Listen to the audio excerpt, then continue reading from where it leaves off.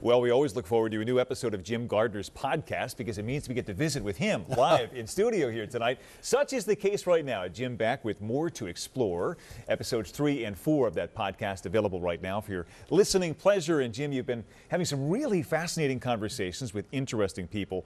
Your next one certainly fits that description. Interesting, also some fun. Thank you, Brian. Our next podcast features an individual already familiar to most of you, in fact, to most Americans. He was a basketball player. Now he's a broadcaster. But to my mind, he is also something of a social commentator, even a philosopher.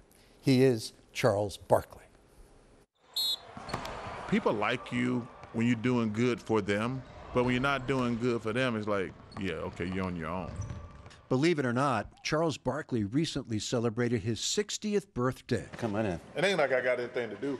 We may remember him as an always talented, but sometimes angry member of the Sixers, Suns, and Rockets.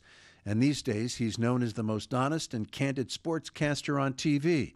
But ask Charles, and he'll tell you that it's another role he plays that captivates him the most. Being a grandpa is the greatest thing ever happened to me by far. It is the coolest thing ever. Charles's daughter, Christiana, and son-in-law, Ilya, are parents to one-year-old Henry and a granddaughter, Charlie, born this past May. And while Charles says he is blessed to have had the career and life since coming to Philadelphia from Alabama in 1984, he has many concerns about the society that will see his grandkids grow into adults. Watching the news every day, my heart aches for these kids. I mean, to live in these environments where people just shooting each other, saying, I don't like white people, I don't like black people, I don't like Jewish people. You sound like an idiot when you say that. We don't treat our teachers good at all. We need to pay our teachers better. We need to make sure they're safer. But in an 80-minute conversation split into two parts, Barkley was most candid about himself, his highs, Barkley, yes, his lows, including when his failures and bad choices left him in tears. And I was just sitting there, I was crying, and I was like, damn, man, this is your moment. This is your turning point in your life.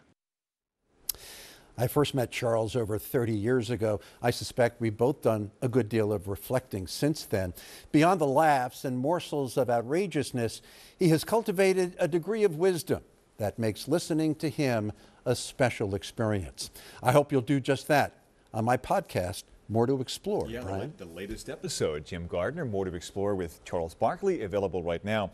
You can also get the latest one previous to that with David Kim, who I had never heard of before, and I had learned so much in that conversation. He was such an honest guy, but honest is a word that applies to Charles Barkley in spades.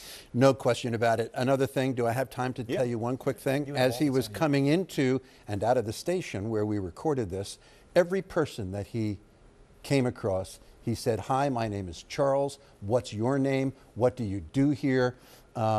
Just extraordinary that he would create those connections with everybody he meets. And in fact, I think during his conversation with me that day, he agreed to get chicken wings with me, so I'm going to hold him to that. Buffalo wings. How about that? We'll be right back. Thanks, Jim.